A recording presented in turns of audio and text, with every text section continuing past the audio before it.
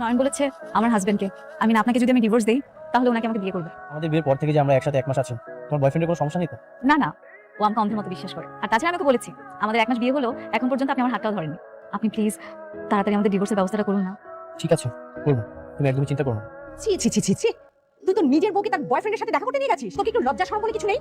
মা, আমি যদি না নিয়ে যাই তাহলে কে নিয়ে যাবে? নিতে হবে কেন? ওর বিয়ে হয়েছে না, তারপর ওকে বয়ফ্রেন্ডের সাথে দেখা করতে হবে কেন? জোর করে কি আর মানুষ ধরে রাখা যায়? তার মন করে আছে অন্য একটা জায়গায়, আমি তাকে কিভাবে আটকে রাখবো? এই নে, এই তোমার বিয়ে হয়েছে না? তোমার কি লাজ লজ্জা নেই? স্বামী আছে, ঘর আছে, সংসার আছে, এসব রেখে তুমি বয়ফ্রেন্ডের সাথে দেখা করতে যাও? মা, ওকে বকাবকি করছো কেন? ও তো বিয়ের আগে সবকিছু বলেছিল আমার ওয়াইফ তার ভালোবাসা মানুষের কাছে যেতে চায়, সংসার করতে চায়। এটা কোনো অপরাধ না। তাহলে তুই কি করবি শুনি?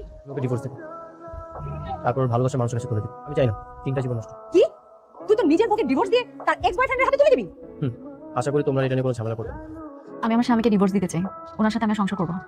সংসার না করার কারণ? উনি আমাকে মারধর করে, কথায় কথায় বকাঝকা করে, অনেক নির্যাতন করে। এমন একটা মানুষের সাথে আমি কেন কোনো মেয়ে সংসার করতে চাই না। আপনি যে অভিযোগগুলো করতেছেন তাতে কোনো প্রমাণ আছে? আমার হাজবেন্ড পাশেই বসে, আমাকে জিজ্ঞেস করুন। হ্যাঁ, ও একদম সত্যি বলেছে। আপনি নিজে স্বীকার করতেছেন? জি, আমি ওকে নির্যাতন করবো।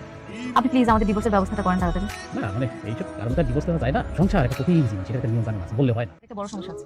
আরেকটা, আসলে আমার হাজবেন্ড পরক্রিয়া করে, অন্য একটা মেয়ের সাথে এখন প্রেম করতে। এমন অবস্থায় আমি কি করে ওনার সাথে সংসার করবো আপনি বলেন? হ্যাঁ আসলে তো একটা বড় সমস্যা। শুনেনি তো সবকিছু। আপনি প্লিজ আমাদের একটু তাড়াতাড়ি ডিভোর্সের ব্যবস্থাটা করেন। এই কাগজপত্র রেডি করি, কাগজপত্র রেডি করে ফোন দিলে আপনারা চলে আসবেন, ডিভোর্স হয়ে যাবে। হ্যালো বাবা। বাবা? কিসের বাবা? তোর মুখে বাবা ডাক শুনতে আমার ঘেন্না হচ্ছে, ঘেন্না। কেন? আমি কি করেছি? কি করলাম মানে? এই, কি করলাম মানে কি? এত ভালো ছেলের সাথে তোর আমি বিয়ে দিলাম, সেই ছেলেকে এখন তুই ডিভোর্স দিতে যাচ্ছিস? হ্যাঁ? বাবা তুমি তো জানো আমি নয়নকে ভালোবাসি। এই, তুই জানিস ও কত বড় বেয়াদব? ও কত বেয়াদব তুই জানিস? সেদিন আমার সামনে মদ খেয়ে মাতলান করছিল। না না বাবা, ও এরকম ছেলে না। আমার বিয়ে হয়ে যাওয়ার পর থেকে ও নেশা করা শুরু করেছে। আমি না নয়নকে কষ্ট দিয়ে ফেলেছি, ওর জীবনটা ধ্বংস হতে দেওয়া যাবে না বাবা। তাহলে তুই স্বামীর কি হবে? বয়ফ্রেন্ডের জীবনে জীবন, তার জীবন নিয়ে তোমাকে ভাবতে থাকতে হবে, আর স্বামীর জীবন কিছু না। কিন্তু বাবা আমার জীবনে আমার বয়ফ্রেন্ড আগে এসেছে, তারপরে স্বামী। আর তাছাড়া তোমার চাপে করে আমি যে ভুলটা করেছি সেটা প্রায়শ্চিত্ত আমাকে করতেই হবে। তোর যা মন চায় তাই কর। একটা বিষয় শুনে রাখ, সারা জীবনের জন্য আমার বাড়ির দরজা তোর জন্য বন্ধ। আর মারা গেল তুই যাতে এই বাড়িতে না ঢুকতে পারিস, আমি সেই ব্যবস্থা করে রাখবো। বাবা তোমার বাবা রাগ করেছে তাই না? তুমি একদমই চিন্তা করো না, আমি তোমার বাবাকে সবকিছু বুঝিয়ে বলবো। আশা করি সব ঠিক হয়ে যাবে। Thank you. এই সপ্তাহের মধ্যে ডিভোর্স হয়ে যাবে, আর ডিভোর্সটা হয়ে গেলে আমি তোমার কাছে চলে যাবো। আচ্ছা ওসব বাদ দাও, তুমি কি তোমার হাজবেন্ডের সঙ্গে ঘুমাও নাকি আলাদা করে থাকো? একই ঘরে ঘুমাই কিন্তু আলাদা বিছানায়। রিশাদ অনেক ভালো মানুষ। ভালো মানুষের খারাপ হতে সময় লাগে না, সাবধানে থাকো। যদি হাজবেন্ডের সাথে কোনো উল্টাপাল্টা কিছু হয় আমি কিন্তু তোমাকে অ্যাকসেপ্ট করবো না, কথাটা মনে রাখবা।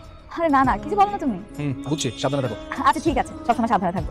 আর তো মাত্র কয়েকটা দিন। ঠিক আছে, ঘুমাও তাহলে। Good night. Okay, good night, I love you.